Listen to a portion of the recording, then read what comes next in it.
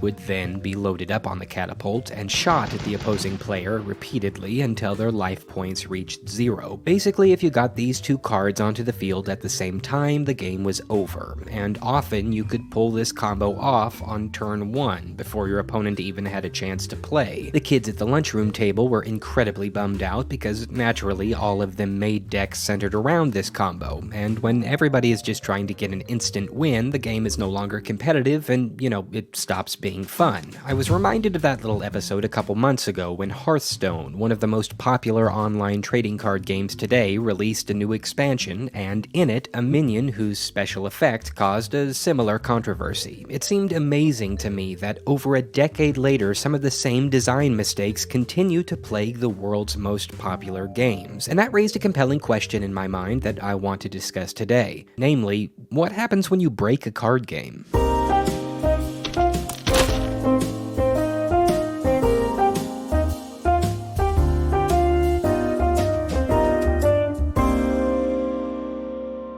So let's talk about Shutterwalk. In April of 2018, Blizzard released The Witchwood, the 8th expansion to their online card game Hearthstone. It included a slew of new card mechanics, and it experimented with the existing ones by turning them on their heads and implementing them in new and exciting ways. The one we want to focus on is Battle Cry. Basically, if a card has a Battle Cry effect, then that effect activates when the card is played. It's the easiest mechanic to understand. This card has a Battle Cry effect that restores 3 health. That means when you play this card from your hand, your health is, restored by 3. Easy peasy, right? But it gets more complicated than that. There are tons of Battle Cry cards in the game, some with really powerful effects. And while up to that point, Blizzard had arguably done a good job of keeping the stacking potential of these cards under control, in Witchwood, they decided to try something crazy. Enter Shutterwalk.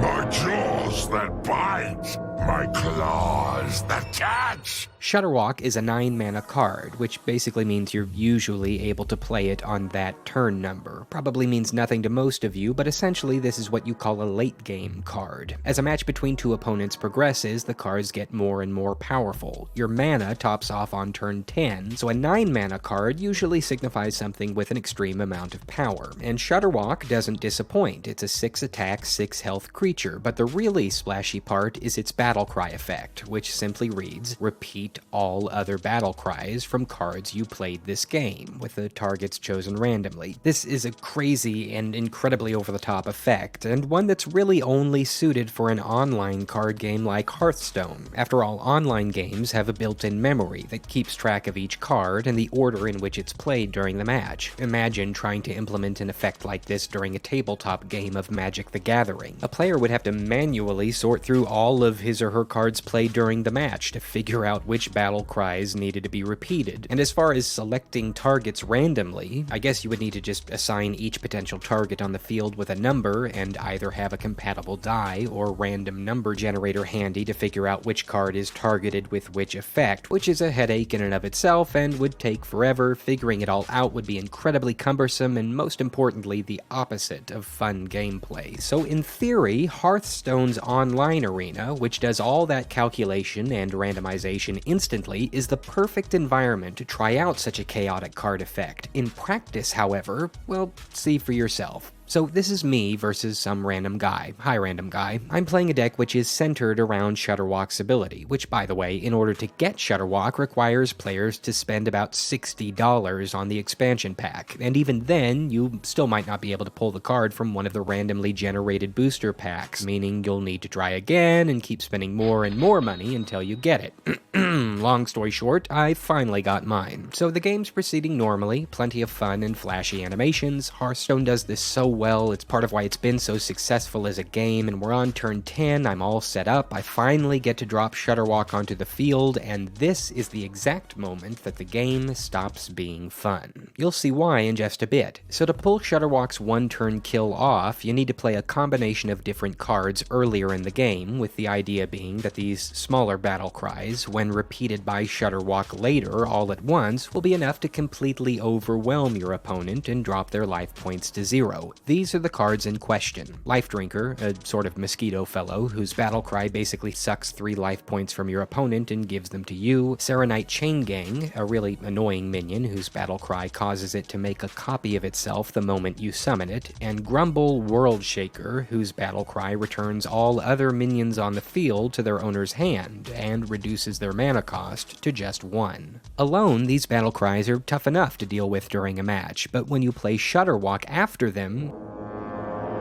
well, just try and follow me. Let's say you've played all of these cards in the early game, and now that it's late game, you have enough mana to play Shutterwalk.